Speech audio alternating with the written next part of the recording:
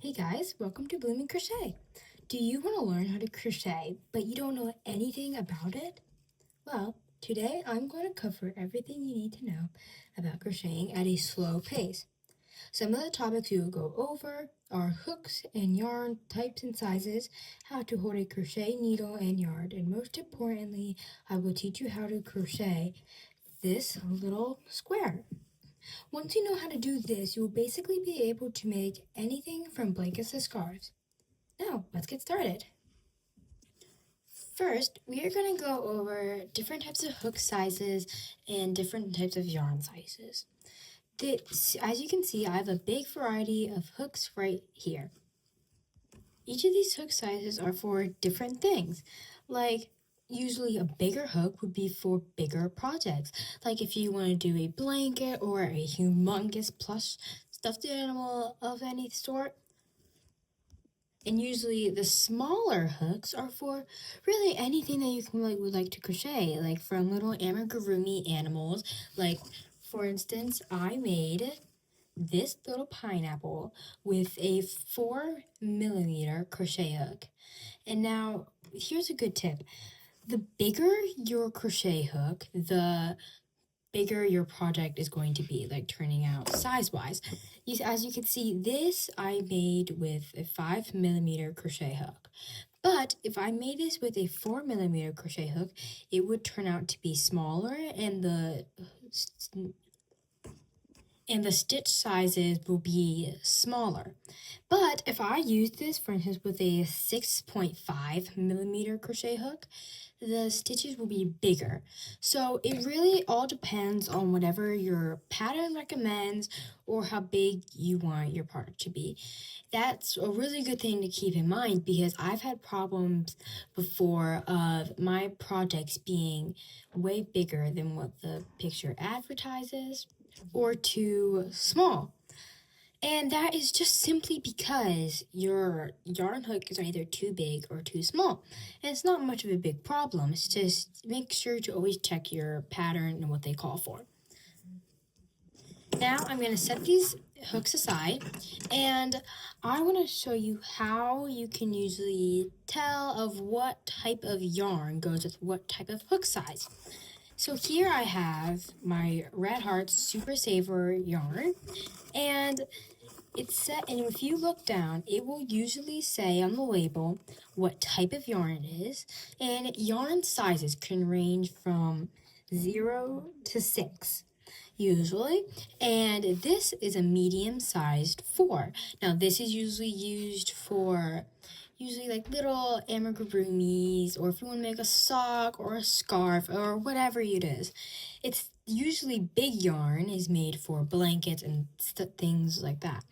And it will always say on the label what hook size is recommended for crocheting and knitting. So as you can see here, it's a 5.5mm hook is recommended, and usually you can just do a 5mm hook. It doesn't have to be precise, and for knitting, it's a 5mm crochet hook.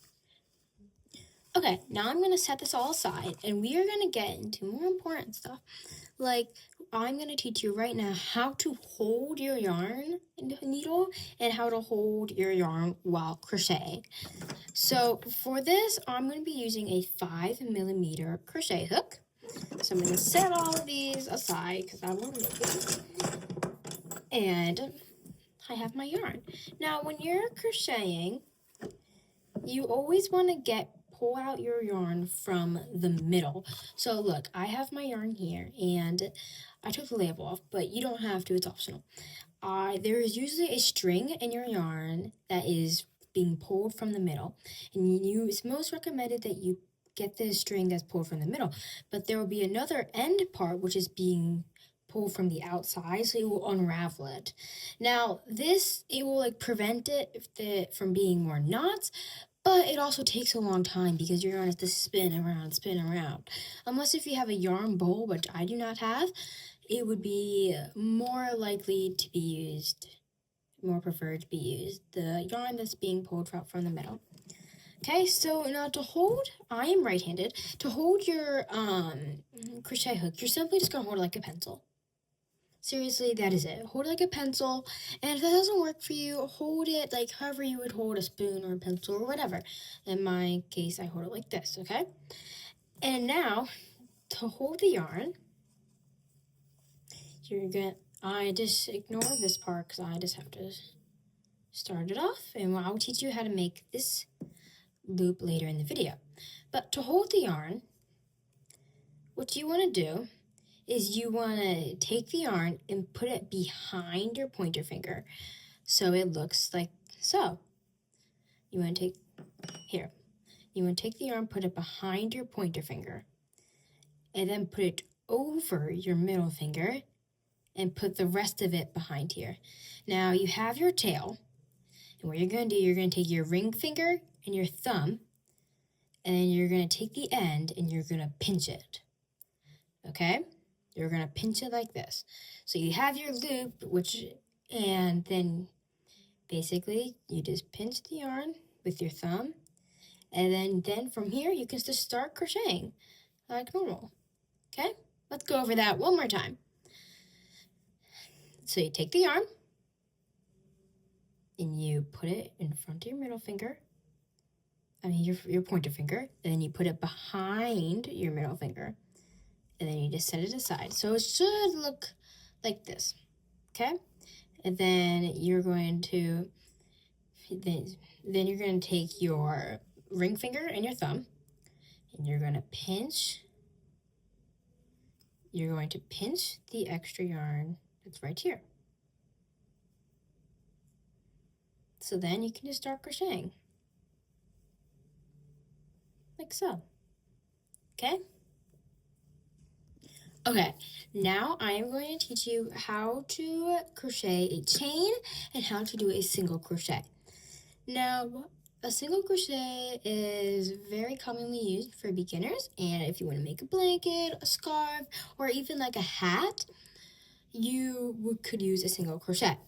And this is what I'm going to use on my square today. Okay, so let's get started. So first, you might have picked it up whatever I did before, but we're going to make our beginning loop. So you're going to take your string, and you're going to go quite into it. You don't want to do like all the way at the back, or you wouldn't work. You wouldn't have space to put it through. Okay, so you want to give it a little space. And what are you going to do? You're going to take your yarn, and you're just going to cross it over. Just cross it over like so. Make it look like a loop-de-loop. And then you're going to take this string, the extra string that is not keep on going, that leads into the yarn. You're going to take this string and you're going to put it through your loop, but you are not going to put it fully through the loop like this, because if you pull it, it's going to lead to having a knot, and that's not what you want for your loop. You want it to be a loop. So you're going to take the extra string and you're going to almost put it halfway through. Okay, you're going to put it halfway through and just pinch the top like that, okay? And you're going to take your yarn needle and you're going to put it through your very loose loop right now, okay? And while holding your needle with your pointer finger and your thumb, you're going to pinch the extra piece of the string, and with your other hand, you're just going to hold the rest of it and you're going to pull, okay? And as you can see, you have your loop done. Okay, now this loop right here is way too big for this crochet hook. So if you are crocheting with a loop this big, it will be way too loose. But if you're crocheting with a loop this small, it is way too tight.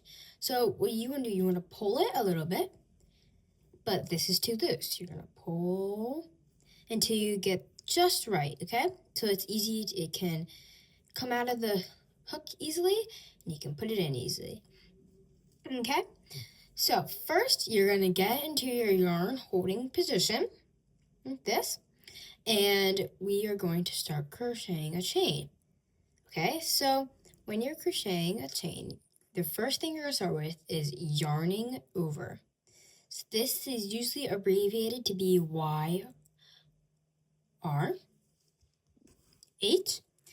And you're going to yarn over, And then you're going to take your string that you're yarning over and pull it through the loop.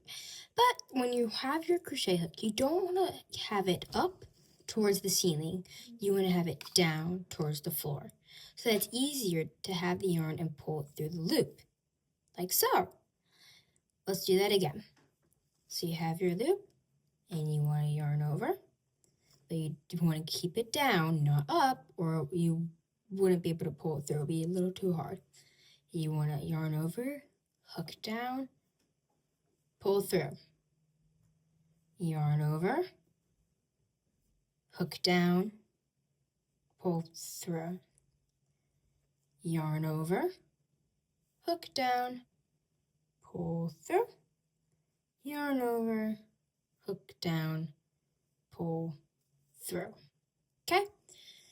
Now, I want you to make sure that your loop here is not too tight or not too loose. Here's an example of it being way too loose.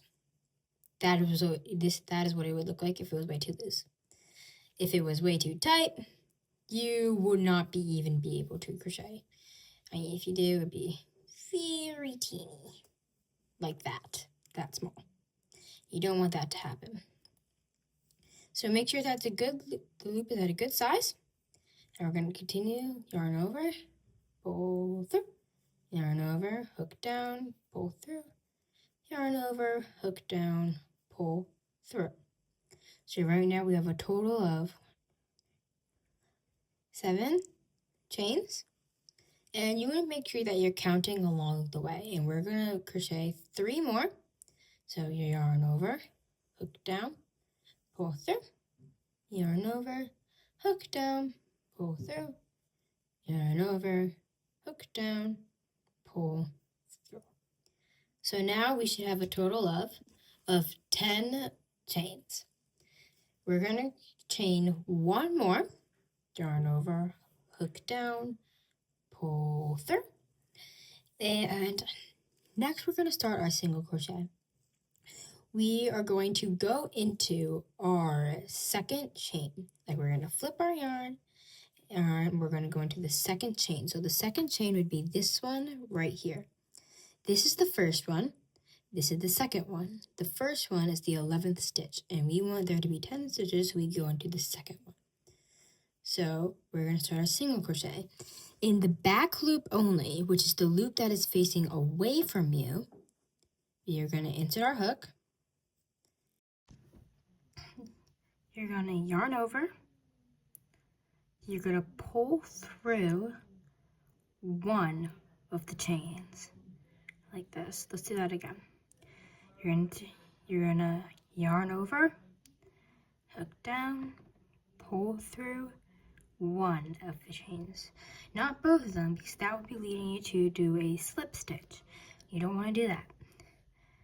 Next, you're going to yarn over, hook down, and you're going to pull through both of the chains.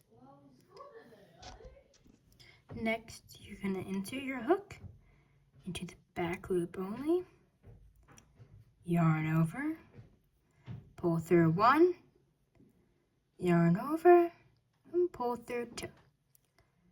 You're going to insert your hook again, yarn over, pull through one, yarn over, pull through 2. Insert your hook, yarn over, pull through one, pull through 2. You're going to repeat that till you get to the end, and make sure you're counting your stitches so that you crochet 10 single crochets. Okay, so I've now gotten to the end, and I want you to count your stitches to make sure that you have 10. If you have 9, that means you either skipped a stitch while you were crocheting or you missed the last stitch.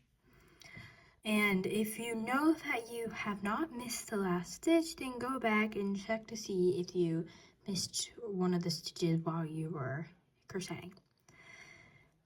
Okay, next we're going to do chain 1. Okay, and then we're going to flip our project, and then you are going to, instead of going into the back loop only, we're going to go into both of them. Okay, you're going to go into both. And then you're going to yarn over and act like this right here is just one loop, okay?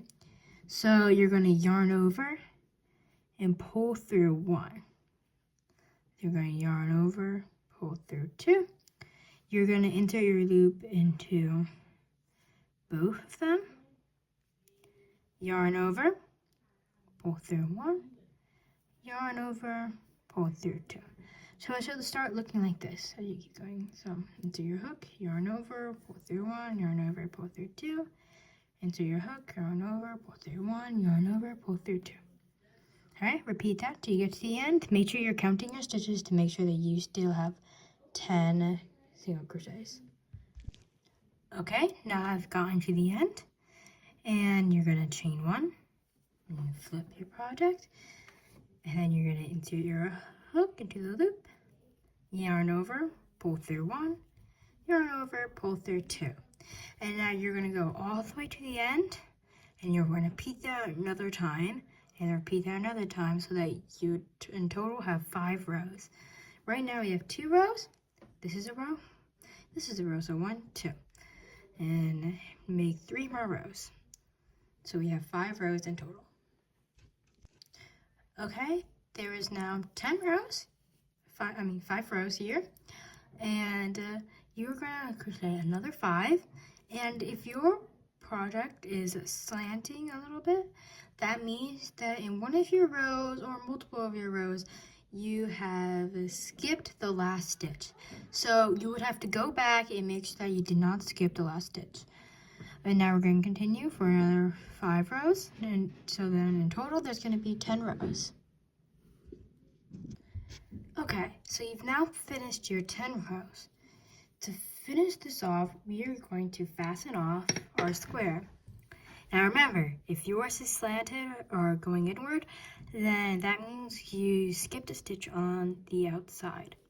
So make sure that you did not skip a stitch.